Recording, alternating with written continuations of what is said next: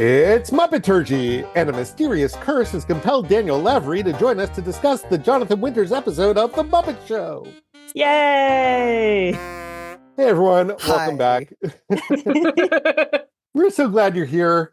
I'm David Levy. Here today with me are Adam Grossworth, Michal Richardson, Christy Bauer, and our aforementioned very special guest star, Danny Lavery. Welcome to the show. Hey, I'm so glad to be here and so deeply sorry for all that I've put you through. you didn't make this episode. Yeah, we're going to watch it either way, so we're glad that you're here to share the misery. I am too. It was when you had asked me what episode I wanted to watch, I thought, oh wow, Jonathan Winters. I didn't know that he had hosted an episode of The Muppets. I loved Jonathan Winters growing up. This will be a great episode. So that was all of my thought process behind recommending it. And then the minute I put it on, I thought, oh boy, I hope they don't keep going back to this well. And then they did the entire episode. Yeah, we'll share some content warnings a little bit later before we get into the specifics of that. For those who are not familiar, Daniel Lavery is the author of Something That May Shock and Discredit You and Text from Jane Eyre. Danny, this is a notoriously terrible episode of The Muppet Show. As we said, you've already talked about why you asked for this one, so why don't you tell us a little bit about what's your general relationship to The Muppets? I would describe myself as like Muppet competent. I like more than just sort of passingly familiar, but not yet, I think, in the place that you all are at. But with a real affection that comes from having, grown up watching reruns of the Muppets all the time. And I think like a lot of people of my generation sort of being introduced to a lot of variety shows of the 60s and 70s via the Muppets, like spoofing or sending up of them. And so I feel like that sort of was like a backdoor entrance for me into a lot of like character actors who would later become an important part of my life. And I think often, like also for people who grew up watching like early Simpsons, you often like get the reference there first and then work your way backwards until you eventually find out who Roy Cohn is. that's a season 5 Muppet Show. We're not there yet. Although we do have the octopus, which might as well be. We actually too. I was just thinking of people often do that prompt of like, what would be another great Muppet movie with a single human actor? And unfortunately, I think Roy Cohn with an entire squad of Muppets around him would have been really, really compelling to watch. Well, maybe someday we will get Muppets in America. But first, we have the task at hand. Adam, take it away. Here is a Muppet News Flash. So we're here this week to talk about season 4, episode 16 of The Muppet Show. It was produced the week of January 15th, 1980, and it aired March 17th, 1980 in New York. It was number 19 in the air order between Anne Murray and Alan Arkin, who would both be great in Muppets, Angels in America. In the news, Gerald Ford has decided not to run for president, paving the way for Ronald Reagan. Yay. What could possibly go wrong?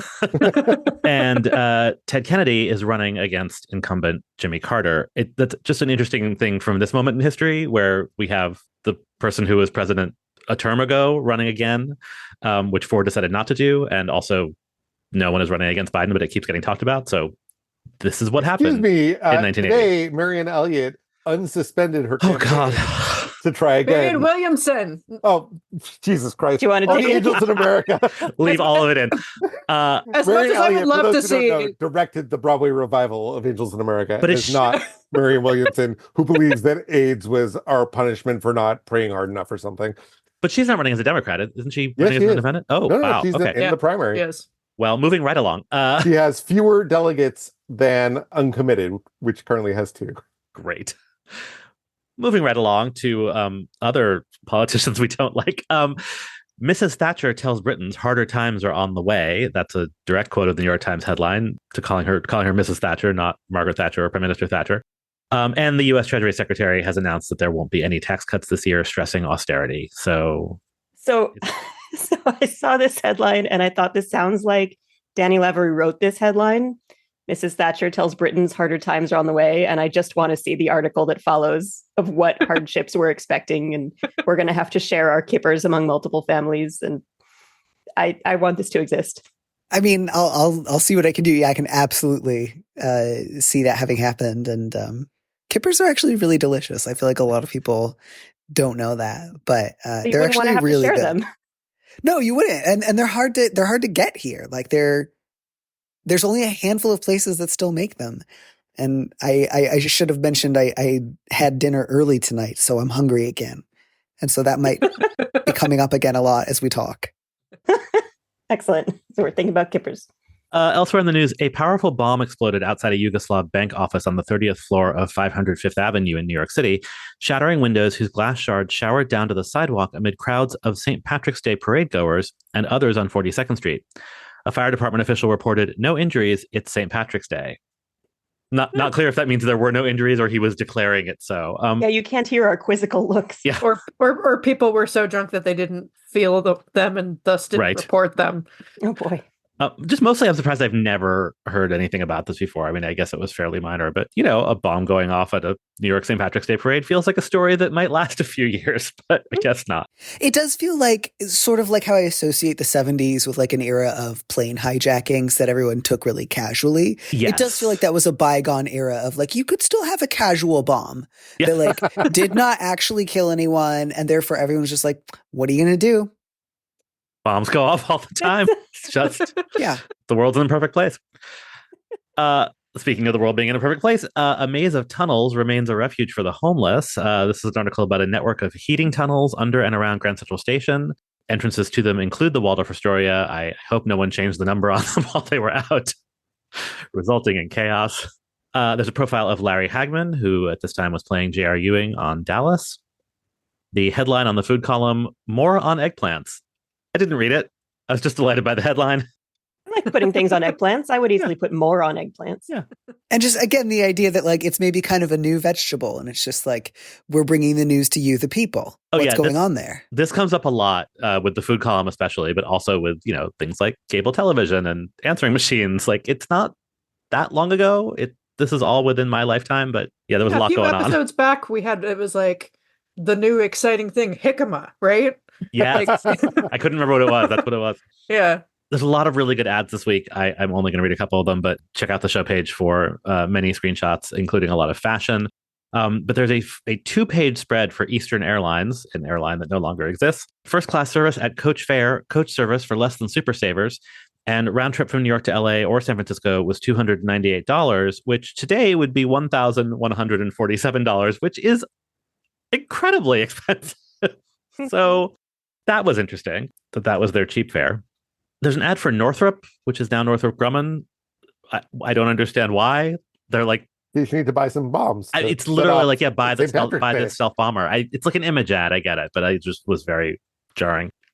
There's an amazing ad that unfortunately is a bad scan. What I can read on it says, nothing to sneeze at, your cold remedy and 64 million bowlers. And it's by the National Bowling Council. And I think I figured out that it is an ad for ads. It's like you can advertise with the National Bowling Council, but all the small print you can't read in the scan of the paper. And I if anybody knows what this was, please tell us. Did they have their own magazine or something? I bet it's to get placed in bowling alleys. Yeah, it could be that. Yeah. Of course, when you first said it, I imagine 64 million bowler hats. Can't be wrong. Oh. When you see it, there's people sneezing into bowler hats. There is an image of a bowling ball, so when with the visual, it's clear. But you're right that when you were talking about more on eggplants, I was just thinking as like in comparison to brilliant broccoli. To smart eggplants, yeah. Oh goodness, more about eggplants. Yeah, the bowling ball looks very alarmed in the ad. It has a face? No, well, bowling balls all have faces because like the man on the moon. Yeah. They did not give the bowling ball a cold, which would have been a much better art choice. Anyway, in movies, American Gigolo and Coal Miner's Daughter, we talked about before. Foxes with Jodie Foster, Scott Baio, Sally Kellerman, and Randy Quaid. That is a cast party I do not want to go to. I've started to pay more attention to the movies that we have not heard of, that have not lasted. So something called The Black Marble with Robert Foxworth, Paula Prentice, and Harry Dean Stanton. The Fifth Floor, The Nightmare is Knowing You're Sane.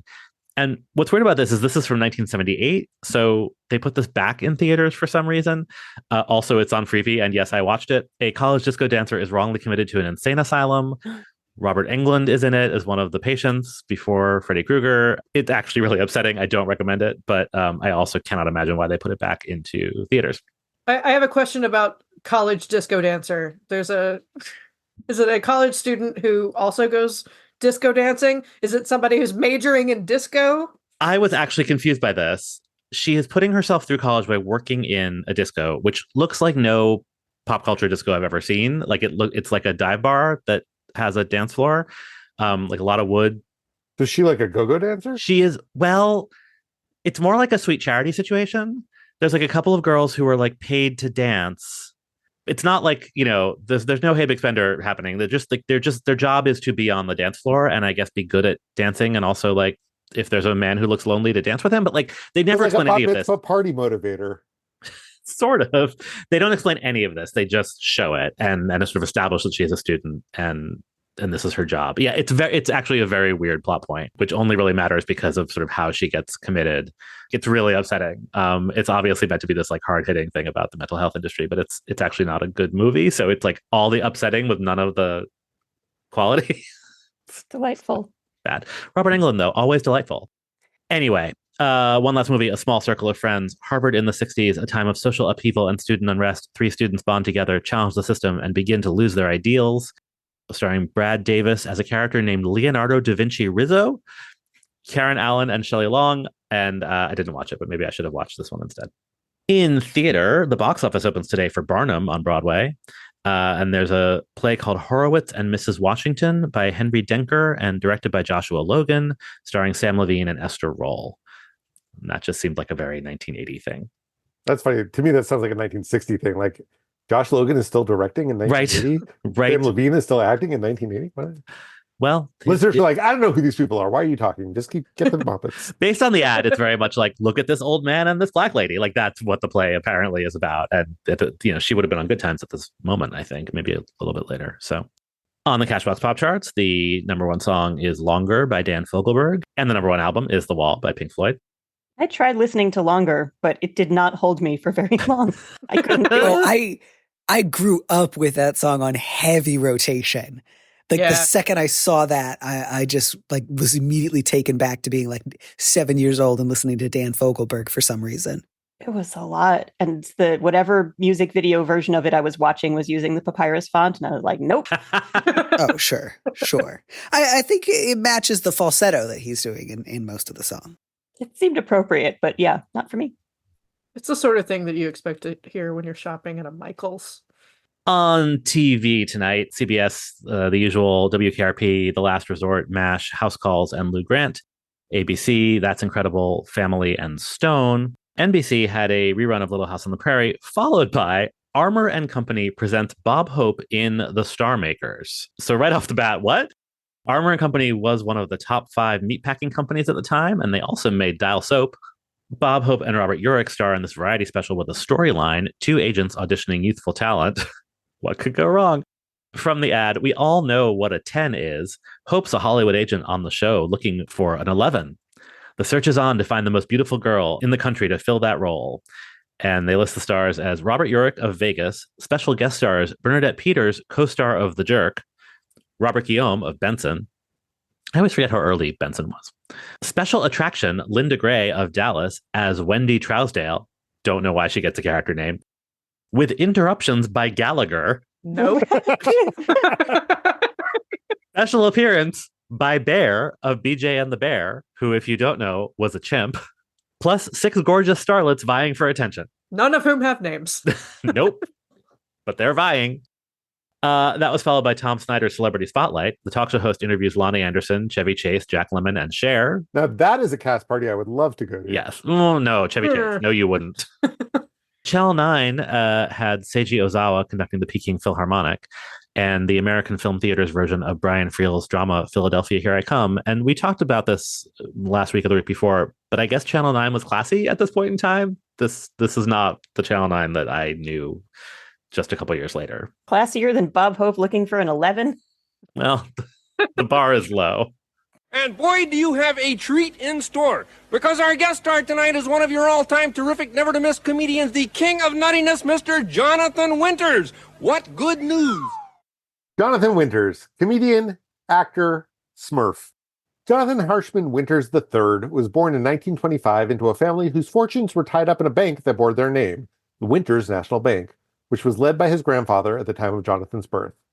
When the Depression hit just a few years later, their family fortune was lost. Jonathan's father struggled with alcoholism and had trouble holding down a job, By the time Jonathan was 7, his parents split up. The divorce weighed heavily on Jonathan, who described an unhappy childhood made worse by bullies who persecuted him for not having a father. He quit high school to join the army, and after 2.5 years serving in World War II, he enrolled in college. By 23, he was married to Eileen Schauder, and I just want to note that unlike Jonathan's parents, he and Eileen stayed together for more than 60 years until her death from cancer in 2009. Less than a year after they married, Eileen encouraged Jonathan to perform in a local talent contest, and he attracted the attention of a local radio station, which hired him as a DJ. Although he was just supposed to announce records, Jonathan honed his shtick on the air, eventually playing local club dates as well. In the mid-50s, he went to New York to see if he could make it, and he did. In addition to success in nightclubs, he worked his way onto television and made television history in 1956 when he broadcast the first public demonstration of color videotape on his eponymous television show. His growing success came with growing mental health concerns, and he ended the 1950s with an 8-month stay in a psychiatric institution. He spoke publicly about his struggles before that was common, both earnestly and within his comedy routines. Despite the setback, by 1960, he was a bona fide star, appearing frequently on The Tonight Show and in television commercials, and he began releasing popular comedy records on the Verve label, which I find interesting because Verve is primarily a jazz label, but they did very well. Around this time, he also ventured into acting, appearing on The Twilight Zone in 1961, and really making a splash in It's a Mad, Mad, Mad, Mad World in 1963, for which he was nominated for a Golden Globe. He appeared in many film and television shows, so I'm just going to name a few that made an impression on me. In the final season of Mork and Mindy, he joined the cast as Mirth, Mork and Mindy's child, who, due to his alien physiology, aged backwards. In the 1980s, he was the voice of Grandpa Smurf on The Smurfs, and in the CGI era, he took on the role of Papa Smurf for the first 2 films in that series in 2011 and 2013. And of course, he was in The Fish That Saved Pittsburgh. In the 90s, he won an Emmy Award for his role in a sitcom I have absolutely no memory of called Davis Rules, but it did run for 2 seasons. And he also won a Grammy for Best Comedy Album. In 1999, he was awarded the Kennedy Center's Mark Twain Prize for American Humor. He died in 2013 at the age of 87, just over a week after completing his work in The Smurfs 2. That film was dedicated to him. So who has memories or impressions of Jonathan Winters they want to share? I would be happy to get us started, especially since I kicked us all off. So I grew up, I just felt like he was on TV all the time. I think I remember him most from It's a Mad, Mad, Mad, Mad World and The Russians Are Coming, because those were the first things that I saw him in. But he was also the aging backwards guy on Mork and Mindy. And he was in a bunch of those like Hanna-Barbera specials and like weird offshoots of the new Scooby-Doo shows. He was a little bit like Dom DeLuise to me, where he was like a guy I grew up thinking like, sure, everyone knows this fat, funny gay guy. And then I lost my mind when I found out that Jonathan Winters was married to a woman for 60 years. Like, I think it was 2 years ago that I found out Dom DeLuise was married and had 3 sons with his wife. And I wanted to throw up. It was not that I'm perfectly happy for them. I'm not saying they needed to be gay for my own like mental adjustment. Just, it would be like if you had told me like, oh, the whole time, like, gravity is caused by magnets and we just forgot to tell you. Or, like, there's no such thing as Italy. Like, it was so destabilizing to be, like, famous heterosexual Jonathan Winters. So I'm clearly still not over that because it was just like, oh, this warm, like, introduction to, like, popular homosexuality that I thought I'd experienced. I was just like, no, he's a man with a wife. But of course, he was also with Rick Moranis in Gravedale High from 1990, playing Coach Cadaver, which was a terrific show. I just looked up the cast of Davis Rules, and I won't read them all, but that was an amazing cast on that show. I also don't remember it in the slightest, but, just a absurd list. Anyway. He had that great kind of like post-war Steve Allen like career where you just go look at their credits and it's just nonstop stuff. Like everything got the green light. Like he's in Little Dracula, The Wish That Changed Christmas. You could put out an album for any reason, just constant book and TV and record deals in a way that is just like a little bit like watching old episodes of TV where people will just throw their litter out the window of the car as they're driving. Like, who cares? There's always going to be something to handle that. Just like, make another show. Why not? I'm done. Okay. You don't have to be. I mean, it's interesting to actually hear you say all that because like I feel like I should know him from more than just Mork and Mindy. But for me, it's Mork and Mindy, a show that I think I liked, but I didn't watch like regularly as a kid. And I remember distinctly like when he was there, I was unhappy. I think mostly because I think those later episodes were bad, like not because of him necessarily, but it's like, oh, it's one of the episodes with the giant baby. Also, like that character was creepy and weird by design. I mean, like they were doing a thing and I sort of respect them for it, but I didn't enjoy it. But like in that sort of monoculture way we've talked about it, we've talked about like he was famous and around. And as a small child, I knew him from Mork and Mindy, and therefore I knew who he was. And a very weird thing happened to me when I started watching this episode, which is that I remembered all of it. Not like it started and I instantly remembered the entire half hour, but like every single scene, I was like, oh yeah, this. Oh, right. This plot line. Oh, the octopus. Like all of it. And I certainly don't think I've watched it in 30 years or more. So that was just an interesting, of all the episodes that we have watched for this, why this one, I don't know, but it was in there somehow. Yeah, as we have discussed, I think quite a bit, I had a very Nick at Night childhood. And I have this really distinct memory of right after they'd started showing Mork and Mindy, the first episode that came on that featured him. I was at my grandparents' house, and I remember my grandparents getting really excited because they were like, oh, it's Jonathan Winters, and he's really funny. And I remember being like, this is creepy and weird. I don't understand it. But like they had a real like, oh no, this is a funny guy. You're going to find him funny. And I remember being like, oh no. But yeah, my more recent point of reference for him is that he popped up a few times on the Carol Burnett show.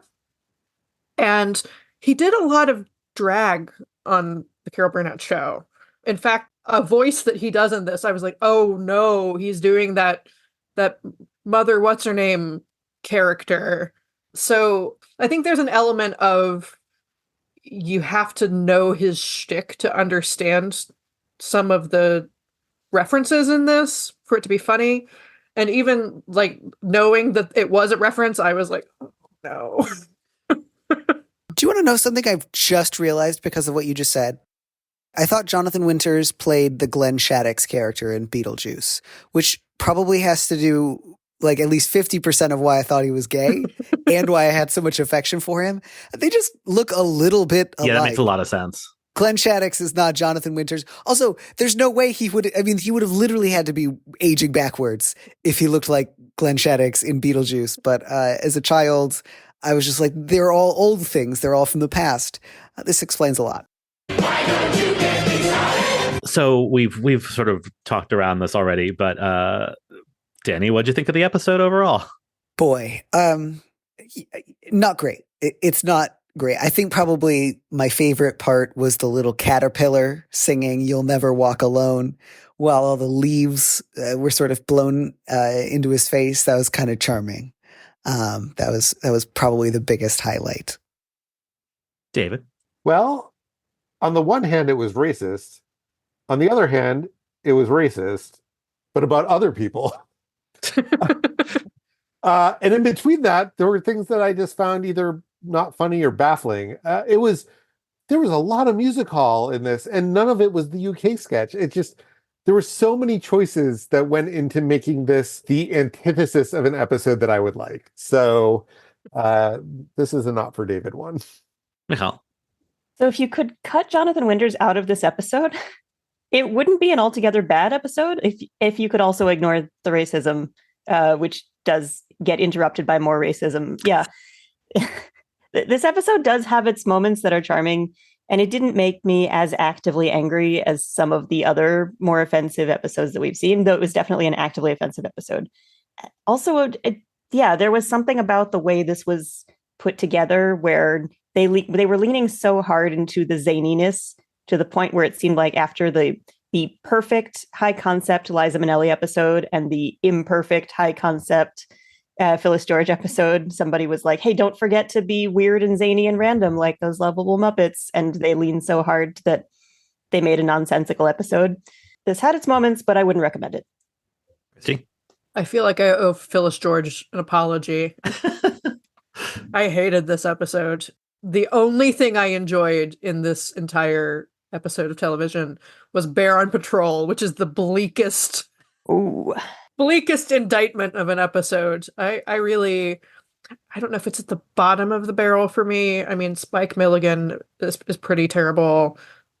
Peter Ustinov was pretty terrible, but this is definitely in my bottom 5 for sure.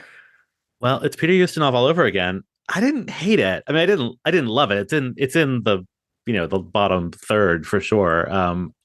But it was fine except for the racism. And I mean, actually, like the the centerpiece, the Jonathan Winters like centerpiece thing was terrible, but like mostly in a dull way. And the racism, we'll get to it, but like, but it was like I feel like I've seen worse. I don't know. Like I found it mostly. I did not find it mostly pleasant. I found things to enjoy throughout. I will say that It was just benignly racist. No, no. Speaking of, let's do this now. So just a content warning for this episode overall that the episode uses a word for the Romani people that we don't use anymore. It was pretty Except when impossible. we do. Except when we do. Except when we talk about the name of the musical. Right. It has that name. Yeah. Right. And this is a fairly recent shift in the United States, at least. I feel like it's been happening for longer in Europe. And so I actually sort of looked it up. I looked it up. The word, while sometimes positively embraced by Romani persons, is also sometimes rejected by other Romani persons as offensive due to it being tainted by its use as a racial slur and a pejorative connotation, implying illegality and irregularity. And some modern dictionaries either recommend avoiding use of the word entirely or give it a negative or a warning label. So that's the context. And it was pretty impossible to avoid clipping it entirely. So you will hear it here. And, there are differing views on it, but we're going to try to avoid saying it, I think. And that's why on Disney Plus, you get the unskippable 12-second disclaimer. They're back. Buddy. They're back, and we checked, and they're back on the old ones too. We don't know what happened at Disney Plus, but so that conversation from a couple weeks ago is moo. Stories still matter. Jonathan Winters, 15 seconds to curtain, Mr. Winters. Please, why do they do this to me? There's no time for that. Don't you know there's an old gypsy? She's put a curse on the performance. I just can't appear tonight. I can't appear, I tell you. Oh, but sir, there's no gypsy curse. Oh, yeah. It's always people like you that say, There's no gypsy curse. well, there is a gypsy curse. I saw her in the alley. Fright wig, a woman with hair clear out to here. One eye, that tells you something. One-eyed woman. She looked like she'd been hit from the back real hard. It just popped out. She said, there's a curse on the show. What does it take to believe me? So, as he will do for the rest of the episode, Jonathan Winters teases us by promising us he won't go on and then proceeds to go on anyway. And Scooter, who does not believe him, gets clonked on the head with a hat rack. No, not a hat rack. The hat rack. It's our old Credited friend, on- the hat rack. It's the hat rack, credited on Muppet Wiki as the hat rack, who has a writer's credit in one of the season 1 episodes. So, good job, the hat rack. It's Peter Ustinov, isn't it? That sounds right. Just to bring it back. That all felt very improvised, if only because of the character he is describing is not at all the character that we see, and no one seemed to tell him. But that's sort of the vibe we're going to get for much of the evening. Yeah. A brief report from the Yay correspondent. Kermit gave us a very exuberant yay for this episode. I would say irrationally exuberant, considering what we're discussing. Anyway, Statler and Waldorf don't have a clip in the opening this week, but we did get the aforementioned old lady. A voice upon this Muppet Show. There you go. That's an accent. I mean, she's standing in between Statler and Waldorf. Yeah, she pops up in the box. Yeah. It's very cute. Unlike the description of her eye, which is not popping out. Right. She has 2 normal eyes. She is cursing the show, but she's not the way she was described. I do love this puppet. It's a whatnot, but the way that they've styled her is pretty great. Yeah, she's a cool looking puppet. It's too bad nobody seems to want her there. Also in the intro, Gonzo plays his trumpet and summons a horse. You called? So I learned this week that this fanfare is called First Call, and it's featured in Fugue for Tin Horns from Guys and Dolls, and therefore in the Pearl Bailey episode of The Muppet Show. In case you were wondering where you had heard that little fanfare before, it was probably on the Pearl Bailey episode of The Muppet Show. So, as a native Kentuckian, I am honor and duty bound to inform you that First Call is a general name for this. in horse racing context, it's actually called Call to the Post. Okay. I stand corrected. It's called first call when it's used in military context. Oh. Yeah. Which is a thing I learned this week, because when I was looking at the outline, I was like, wait, this is Call to the Post. What are you talking about? And then I went down a fun rabbit hole. So It is one of those things that I wonder if this is still true. Like I have never been to a horse race in my life, but I knew what this was as a child. I still know what it is. Like, I'm not from Guys and Dolls. I mean, now I know it as the opening of Fuker Tin Horns, but I don't know if it was Bugs Bunny cartoons, if there were just like more depictions of horse racing at the time, or I was exposed to more of them at the time. But this was just like, you just knew what that just meant. That meant horse was going to show up. I think 9 times out of 10 when we have something like that, the answer is Bugs Bunny. Yeah. That makes sense. Or Groucho Marx and the Marx Yes. Brothers. Yeah. Or both, or one leading to the other. I'm realizing how disproportionately exposed to horse racing I was as a child. Again, Purely due Kentuckian. to geography. Yeah, I'm just like, I just can't imagine not being around it. And I was like, you know what? That's kind of weird. Now that I Yeah. think about it. Although now that I think about it, it's weird that I haven't been to a horse race. Well, and I mean, this is a bizarre rabbit hole, but we're here, so why not? There were like ads for horse racing. Like there are ways to see horse racing in the New York City area, and like they would advertise on TV. And Yeah, I heard track radio betting was ads the thing. for Yeah. racing all the time. I'm from I hated those Massachusetts. ads We so had much. dog racing, but I also never went to that. Which also somehow seems way worse. And Dan Fogelberg had that hit song "Run for the Roses" about horse It's races, true. It's true. which I also grew up listening to. My dad, for a brief period of time, co-owned a racehorse. My dad, my grandpa, and my great uncle, and or maybe no, I think there were 2 of them. I asked my dad about this recently because I have a vague memory. I was like, "Did you guys own a racehorse for a hot second?" And he's like, "Yeah." And the one I'm forgetting the name, but the other one, my great uncle did this without consulting my great aunt, whose name was Pat, and the horse's name was Don't Tell Pat. That's pretty good. That's a good name for a horse. Muppet Show backstage. So backstage this week on The Muppet Show, as you might have heard, there is a curse on the show, and we open with a bang. Specifically, the bang comes from, well, 2 bangs, 2 sandbags falling directly behind Kermit, followed by a little animated lightning bolt, which I wouldn't have expected on The Muppet Show. It's very Sesame Street-esque, but it zaps Kermit in the head. I'm going backstage to unfrazzle. Yeah, poor Kermit. I just really love the coinage of unfrazzle, and I had to clip it. Yeah, Which reminded me of the Sesame Street monster Frazzle. right. If Kermit needs to unfrazzle, it would have been funny if there was just a monster cursing people on this episode Always trying to fix 40-year-old TV shows. with Sesame Street. Mm. Listen, I give notes. It's my passion. The streak of bad luck continues backstage with a chair taming accident.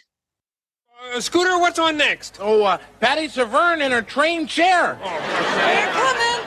Huh? Yep, we're ready. Ha!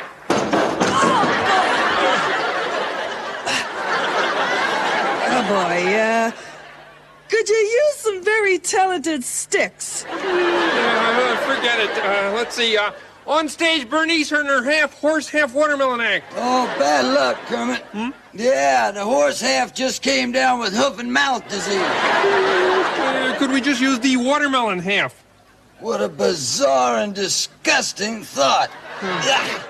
That was my favorite line of this episode. It made no sense whatsoever, but it was charming. And yeah, the chair tamer falling over her chair, puppets falling down is always going to work for me. Moving right along, Jonathan's props go missing, and he flails around, moans that he's ruined. It's a sight. Kermit, it was so sad. Can we declare an intermission? I tried that once. The audience left and they never came back. Yeah, I feel that. Unfortunately, as we mentioned, Jonathan Winters goes on anyway and does his comedy. I've been to a number of shows recently that did not have intermissions for exactly that reason. But I will not name names because I'm a professional. Ooh. In spite of all this mayhem, none of it is enough to convince Kermit that anything is out of the ordinary. Everything's pretty much as always. Kermit, how can you say that? We are doomed. Yes, what has to happen before you realize that?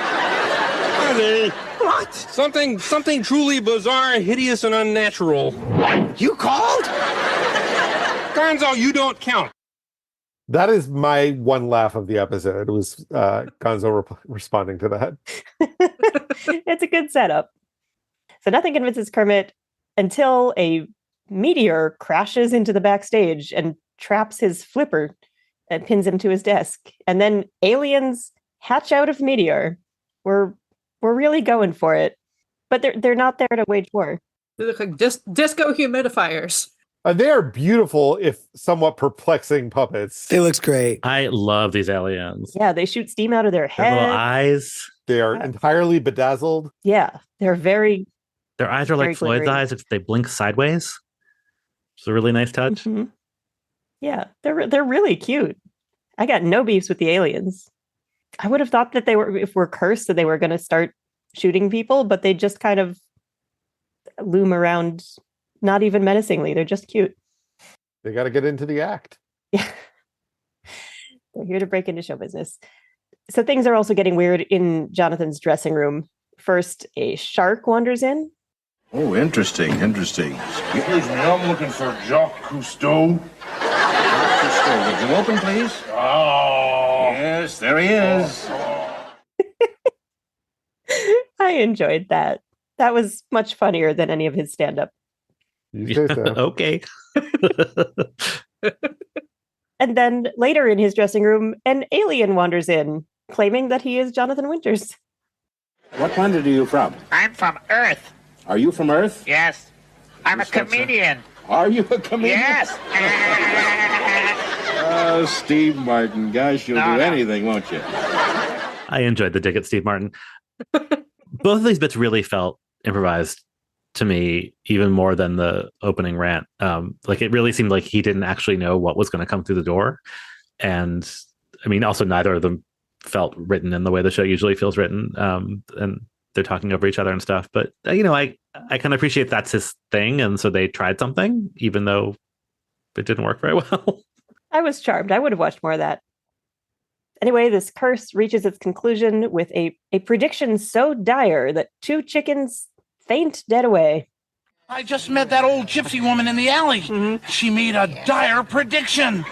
A dire prediction? So what was the dire prediction? Well, the old gypsy woman said that in the final stages of the curse, everyone would turn Swedish. I don't believe it. Girls, did you hear that? In the final stages of the curse, we'll all be Oh, it's happening already. Gonzo just turned Swedish. Soon everyone will see community. It is really cute as they all turn Swedish one by one. And Kermit does, like, not his usual little squishy thing with his face, a different little squishy thing with his face.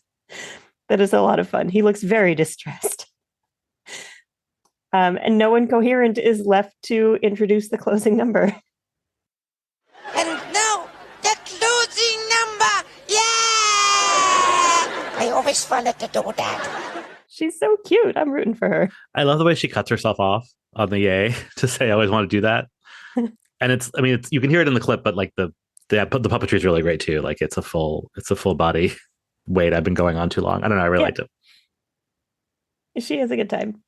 Yeah, and there's something just deeply charming hearing everybody start a line, knowing that it's going to turn into Swedish at some point by the end of it, and like catching the different moment when suddenly it turns into, Hergeberga. It's beautiful. It gets me every time. Yeah, that part of things is pretty delightful, and it affects almost everybody. We interrupt this entertainment to bring you an important news bulletin. Not everyone on the show is turning Swedish.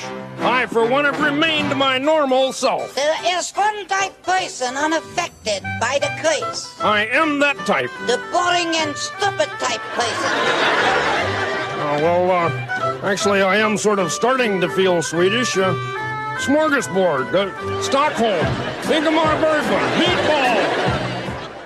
By the way, if you want to have at least as much fun, I would say watching an ensemble of Muppets speak in mock Swedish, do yourself a favor and look up The Muppets Go to the Movies, which is a TV special from 1981, which was made to promote The Great Muppet Caper, hosted by Lily Tomlin and Dudley Moore. And specifically, look up the sketch Silent Strawberries, a black and white tribute to Ingmar Bergman films, translated into English by Sam the Eagle. What's the sukur das o Svinborgor? Snurka nut bullseye. What do you get when you add sugar to hamburger? Sweet-ish meatballs. What is going on? Druska, druska, druska. Waka, waka, waka. Gestringer-born, Gaboozy Kimber. What? Who did this? That does it. Who did this? I want no part of this. God, I'd rather be watching that. I had never seen that before until you asked me to clip it. And Beaker is dressed as Death, and it is so cute. Oh, it's wonderful. It's really, really great. I didn't spoil the whole sketch because there's so much wonderfulness in it. You should go watch it. I'm glad I got to share that with you. So maybe this helps offset the racism, and maybe it doesn't. But we learned that the old Romani lady did not curse the show with malicious intent. It was just business. And I demand it now. Wait a minute! I can talk! The spell is broken! We're saved! Look, it's just that your time is up. You guys only paid me for the half-hour quiz. Well, thank goodness! Oh, wait a second. You mean you two geezers paid for a gypsy curse to be put on our show? Yeah, but I didn't think it would include us. If in another hour, it's only $7. I regret to inform you this just plays into a different racist trope. I was worried about that, yeah. Yeah, like I recently watched an episode of Alice where Lainey Kazan curses the diner as a way of basically blackmailing them because they get mad at her for stealing the silverware. It's a whole thing. Wow. The 70s. What a time.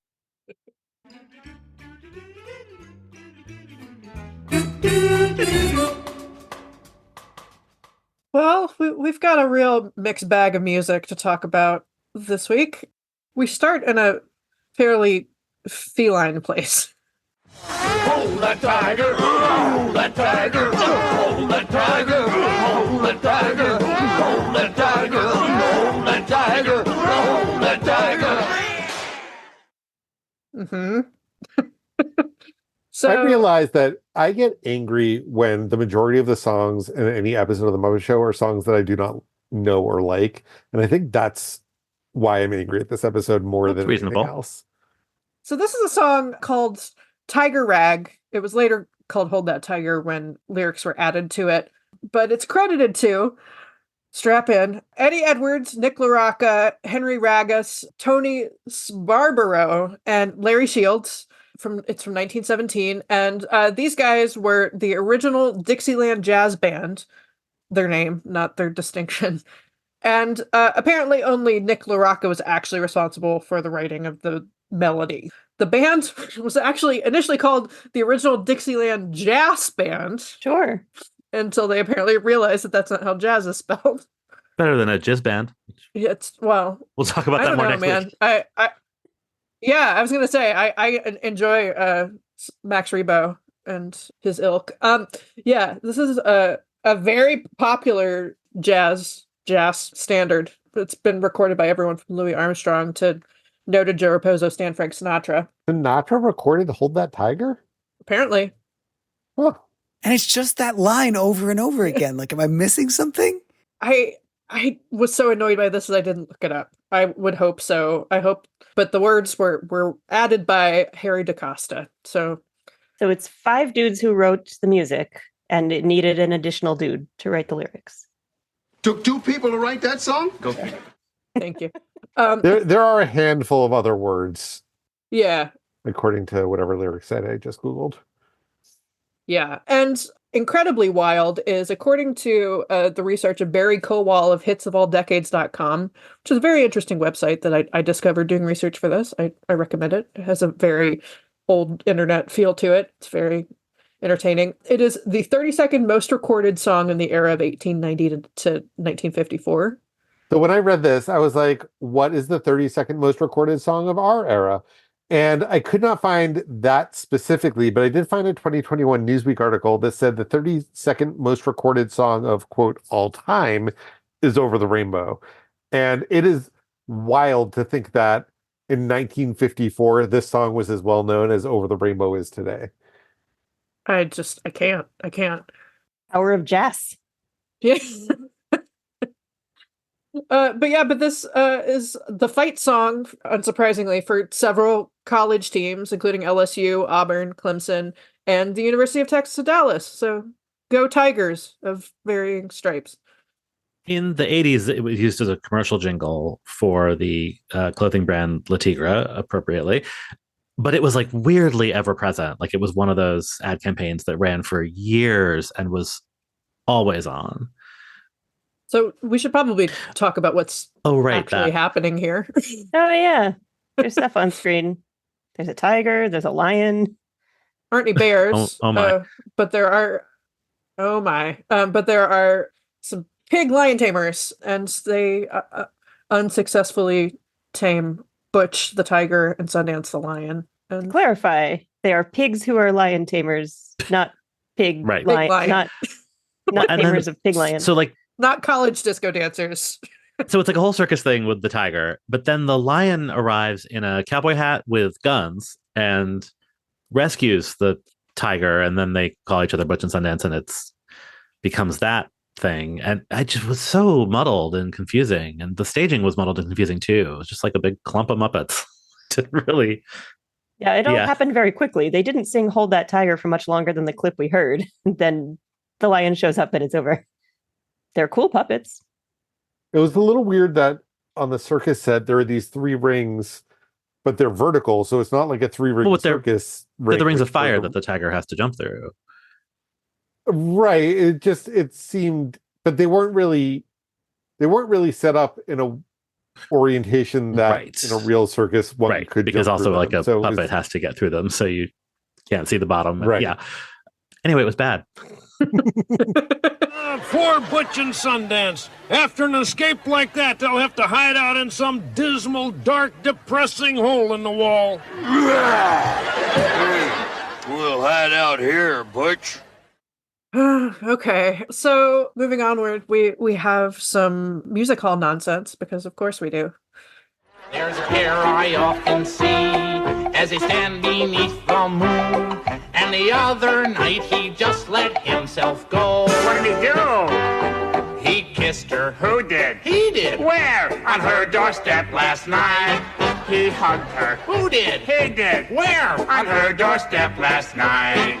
He said, "You are my darling Kate." Then he squeezed her fingers in the garden gate. Then he kissed her. Who did? He did. Where? On her doorstep last night. this is weirdly more charming out of context than it was in the show. Yeah, I agree. So I called it music hall. It's a slight misnomer. It's from a slightly later era. It's from 1929. It was written by Henry B. Tilsley, Robert Hargreaves, and Stanley J. Damerel. It was first recorded by Percival Mackey and his band, recording secondhand songs. And it was also recorded by Jack Payne and the BBC Dance Orchestra in 1930. And if these writers sound vaguely familiar to Muppeturgy diehards, it's because they're also some of the writers of Lady of Spain, which Marvin Suggs and his Muppephone did in the Rita Moreno episode.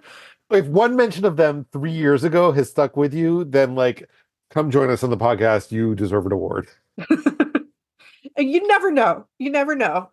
But also, along with Tolchard Evans, these guys wrote Let's All Sing Like the Birdies Sing. So shout out to my fellow Enchanted Tiki Room stands. So I have a suspicion as to why this would be in the zeitgeist for the Muppet Show gang to include. And it's because it was in the repertoire of the Bonzo Dog Doodah Band. No. The what? Hear me out.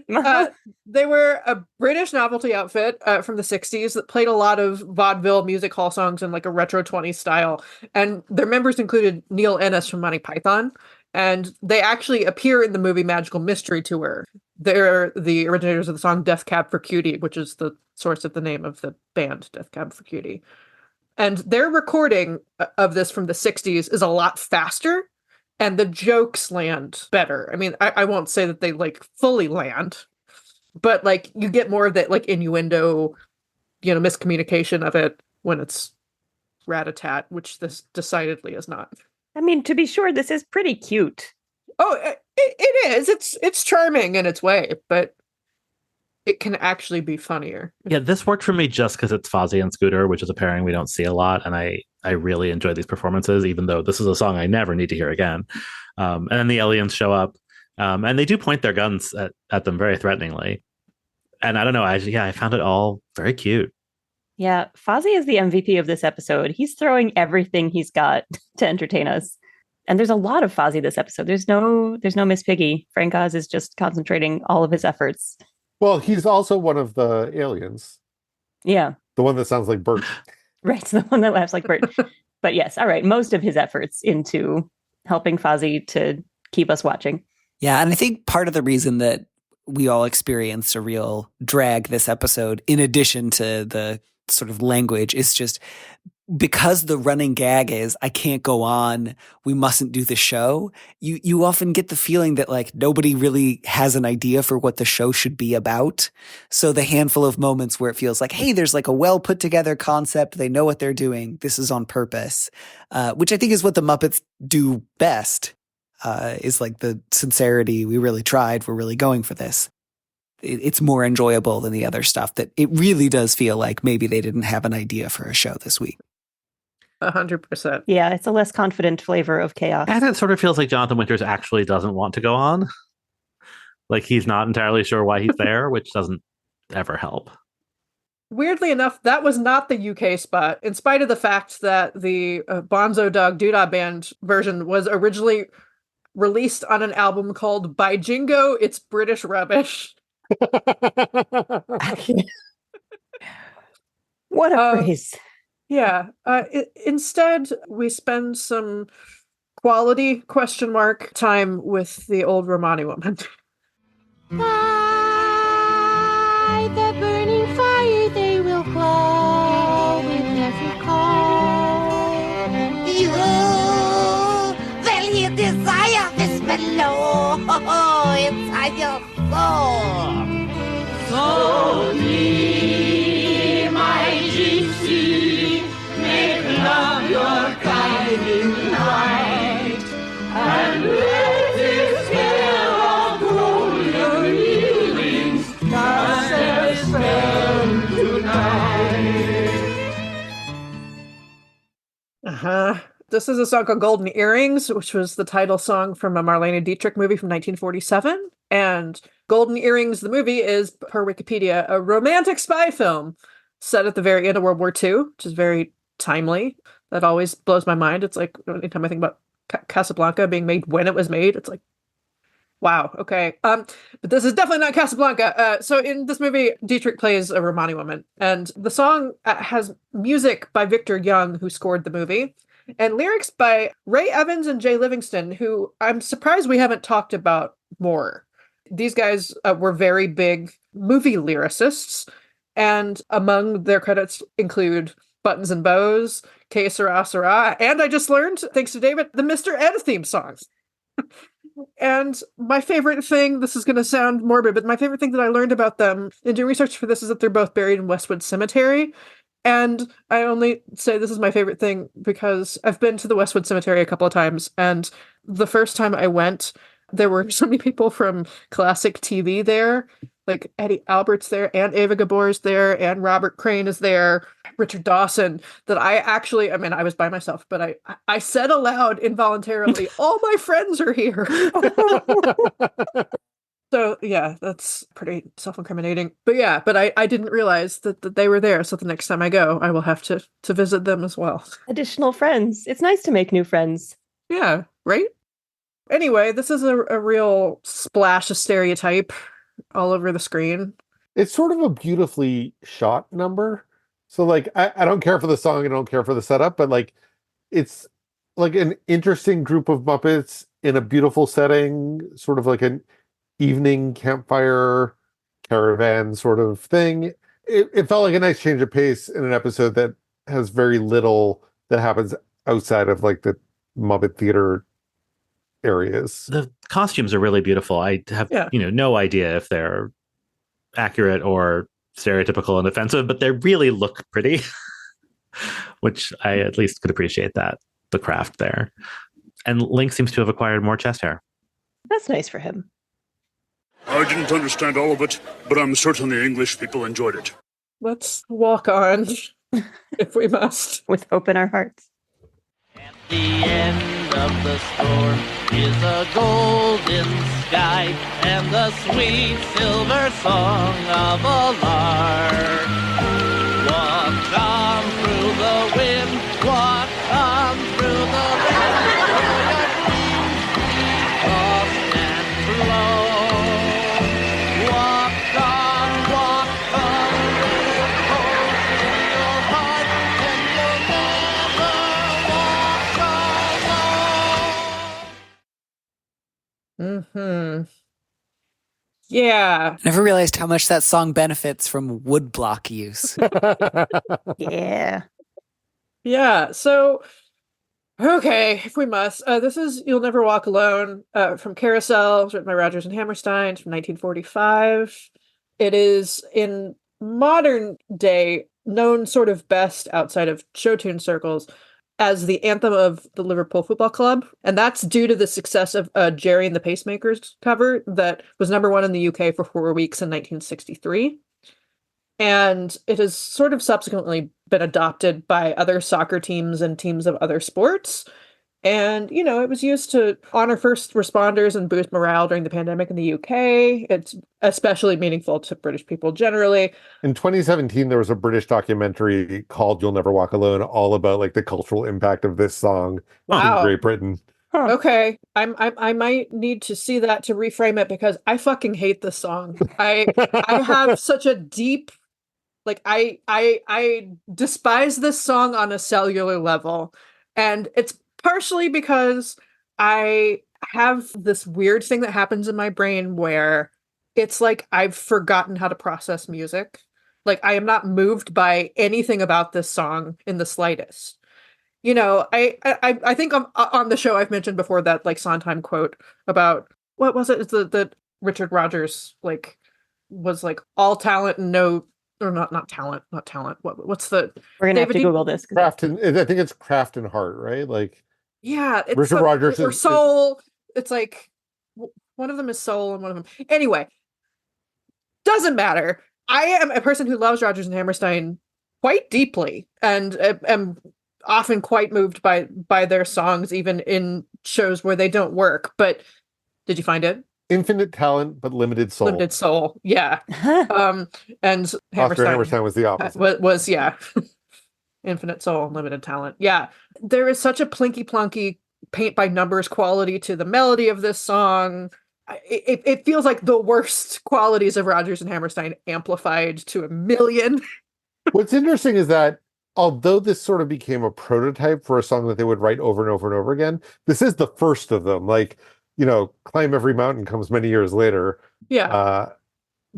But they are sort of interchangeable.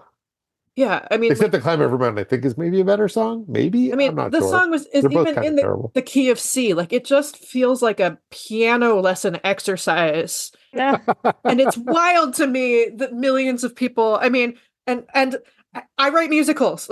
It is moving to me in the abstract. No, not in the abstract. It is moving to me, full stop, that this song is meaningful beyond its original context. I think that's great. I just don't understand it. And, it's just I hear it and I'm like, I don't.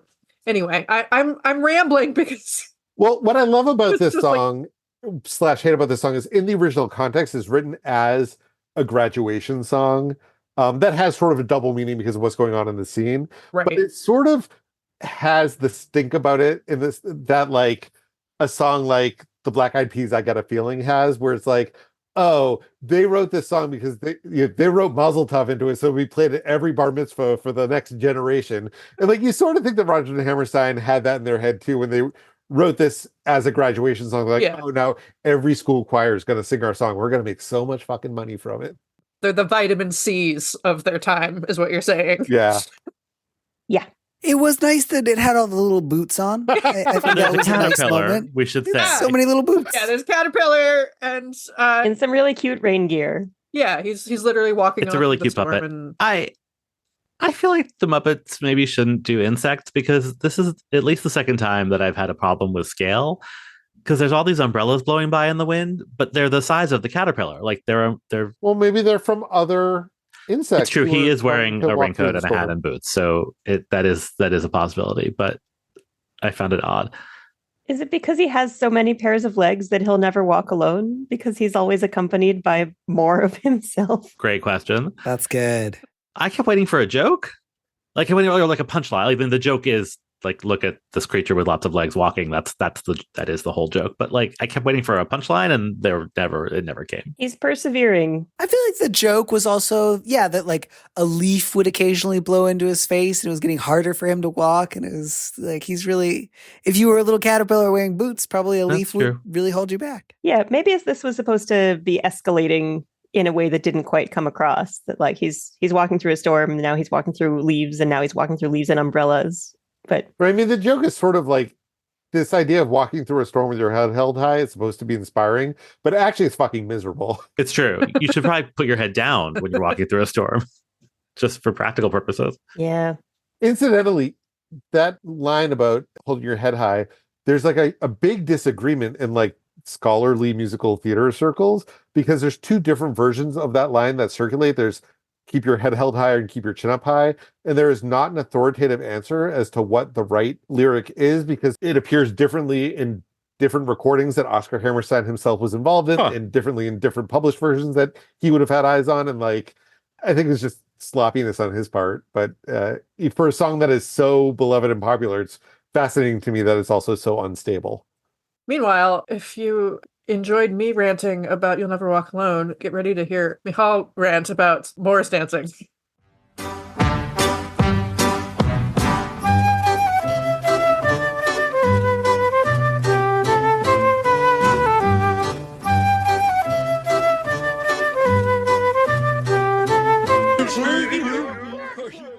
Mm-hmm. So this is English Country Garden, which we've actually talked about before. It was played amazingly as a piano duet with Ralph and Fozzie in the J.P. Morgan episode in season 2. I definitely recommend going back and revisiting that rather than this, which is it's some trolls dancing to it, including the one that looks like Harold Ziller from Moulin Rouge. And yeah, just as a tiny refresher, it's a traditional English folk song, and it can be traced back as far as 1728. And it is used quite frequently for Morris dancing, which Michal has many feelings about. So I am an aficionado of a dance called contra dancing, which is an American folk dance and is a descendant of English and French folk dances. Morris dancing is an English folk dance where people clomp around and hop up and down awkwardly and wave hankies at each other and hit each other with sticks. And it's weird. And aren't there awkward. bells also? There are bells, and they wear them on their shins so that you can hear them coming and get out of the way. I am contractually obligated to be little Morris dancers. This is where Danny tells us that he is actually a committed Morris dancer. I am not, but I did earlier this year attend a traditional English sword dance at the New York Public Library. Ooh. Oh, a sword ale? No, it was like a specific type of blunted swords that they all like arrange in a diamond pattern and then sort of walk around. It's actually remarkably bad. I feel bad because, it's an event at the library. It's free. They're clearly just like amateur enthusiasts, but they were very, very bad. They danced very slowly and clumsily, and you could tell that they were still learning it. And it wasn't good. A lot of the same people who do the Morris dancing and the sword dancing. And I just want to be clear, like, I couldn't do that. I'm a very bad dancer. If you asked me to like even do that much, I would probably look worse. So it's not like I want to be too hard on them. I just there's a reason it didn't catch on internationally. Okay, I'm here to be hard on the Morris dancers. I was pleasantly surprised by these puppets. Their faces moved more than I would have expected, considering that they can't possibly have a hand inside them. and they would not have been remote controlled at this point. I think it's just the movement of the dancing like makes the faces bounce in a way that looks like an expression. I don't know. Partly because on the Tough Pigs Discord, people were anticipating us doing this episode and talking about how much they hated the trolls. And I was like, I think they're kind of cute. You had nothing good to say about the troll when we were talking about the last episode. That is true. In this context, it worked better. There are 3 of them. They all look different. Their designs are kind of neat. I mostly didn't like the way that the troll was used in the Copacabana number. So here, where there's 3 of them and they're just doing this weird dancey thing, which goes on for far too long, I was sort of charmed by them. Well, that's the thing, is this whole number just felt like filler, because like this is really what's happening while everyone is turning Swedish, but it gets more attention than something that is truly happening in the background, but less care from like the people putting together the Muppet Show than something that gets this much screen time probably should have got. So it was just sort of a weird, like, is this an actor, is this background? Because it sort of fails at both. Right. I mean, they had to learn choreography. They were really on stage doing their thing. And it wasn't Morris dancing. They were doing more like ballet dancing. Never mind that jazz. Listen, Turkey. What? And get out of show business? All right, so we're going to have to talk about Jonathan Winters as a stand-up. So he keeps threatening to not go on, and he does. Fozzie rescues the whole situation by not only providing his personal box of props after Jonathan's props go missing, but Fozzie hides inside the box and keeps handing Jonathan some hats as Jonathan Winters does his bit. He's a man of 1,000 voices. Oh, this is going to be great. Is it? I think so. I'll be the judge then. Yes, sir. So, unfortunately, a bunch of those voices are racist, or at least the only ones that I can remember were the racist ones. Anyway, here is a John Wayne bit from right before a racist bit. Well, I don't care what you say. I'm not afraid. Sure, there's 6,000 Shoshone.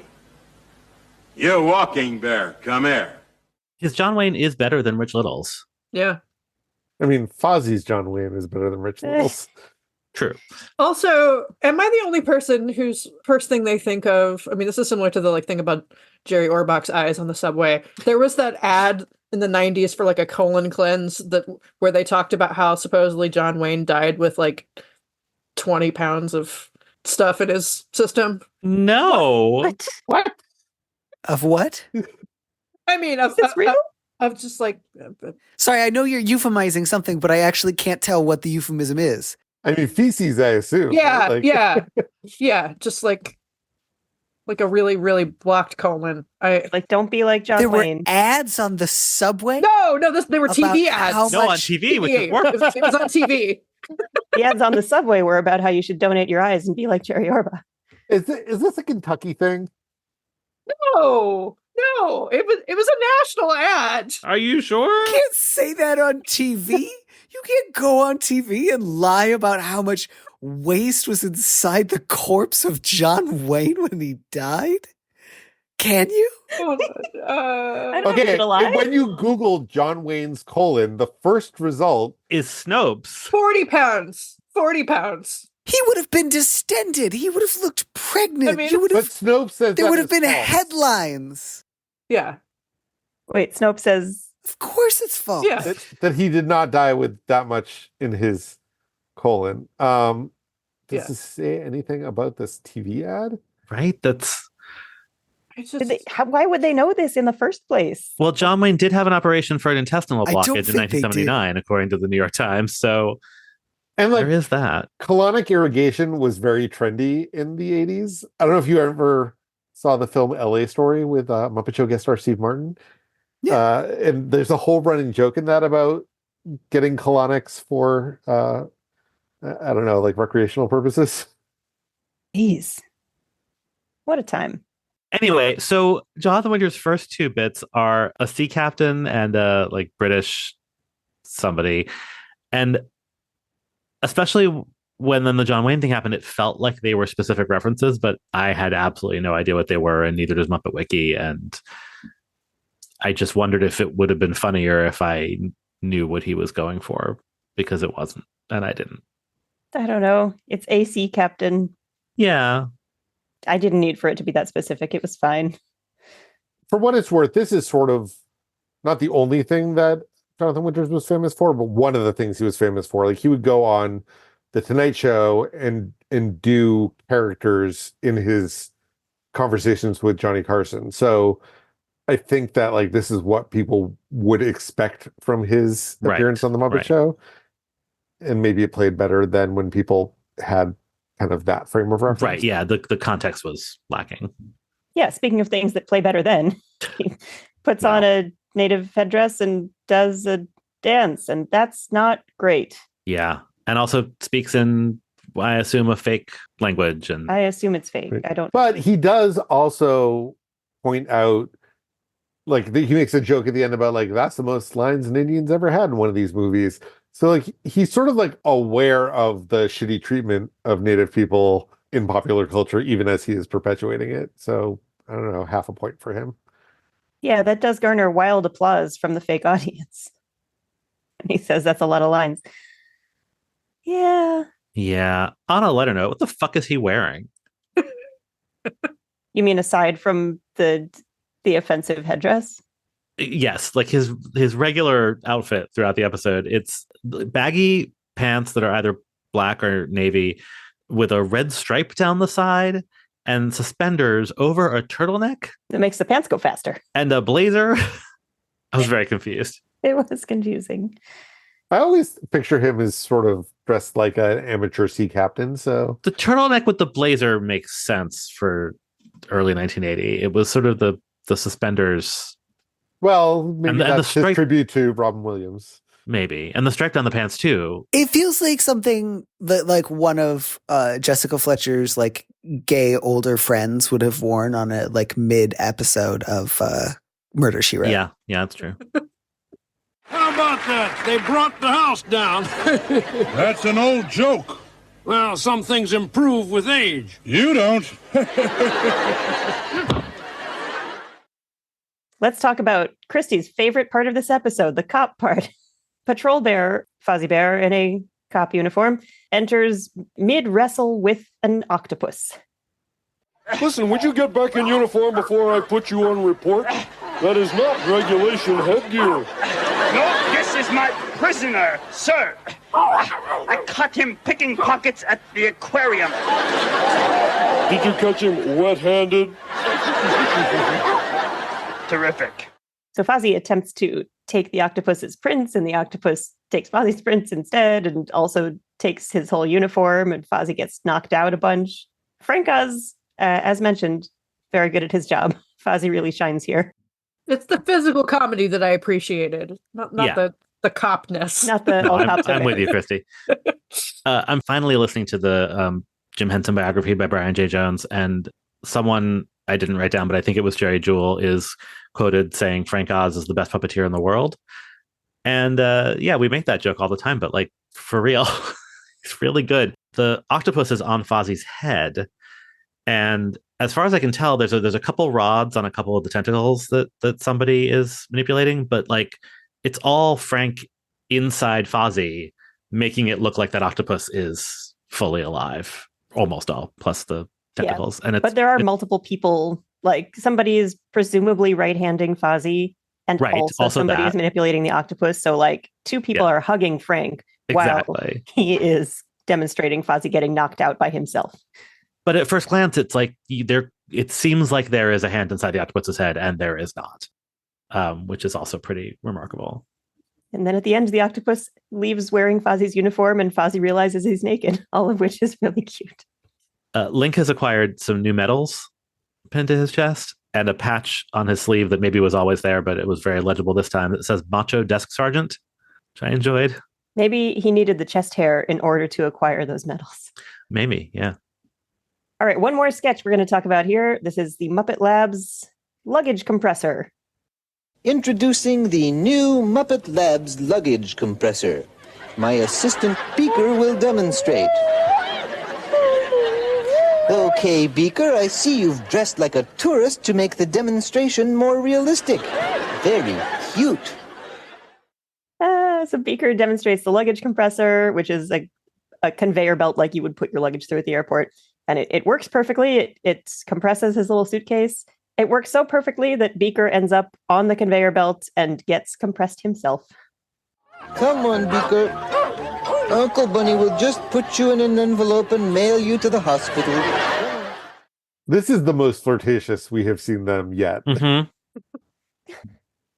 Uncle Bunny. I mean, I don't want to kink shame anybody, but some people want to get compressed in a luggage compressor.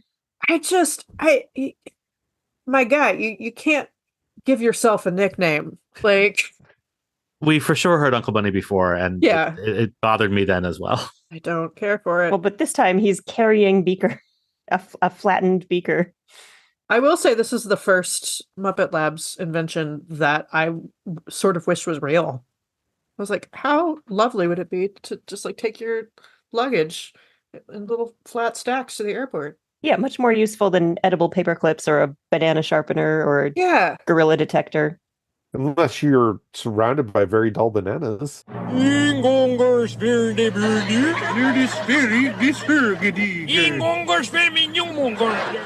All right, so before we go, Danny, this is the time when we like to give the mic over to our guest to plug anything that you might want to plug. Do you have anything you'd like to plug? No. If people wanted to find you on the internet, assuming you'd like to be found, where might they find you? I think they should just enjoy their lives and enjoy this time that we got to spend together. And they shouldn't have to worry about where I might be. And if we run into each other, it's because it was meant to be. And if we don't, we had tonight. God bless. That's beautiful. Thank you. We should all have such positive and detached relationships to the miasma of social media. Yep. Well, thanks for listening to this episode of Muppeturgy. Join us in two weeks from now in a galaxy far, far away for a discussion of the Star Wars episode. You can find us on social media at Muppeturgy or on the web at Muppeturgy.com. You can buy our merch at Muppeturgy.com/store. Our theme music was composed and performed by Christy Bauer. Our show logo was created by Todd Bryan Backus. And this episode was edited by me, David Levin. I'm just going to say that we know that these trolls are fuckable because Liza Minnelli fucked one of them.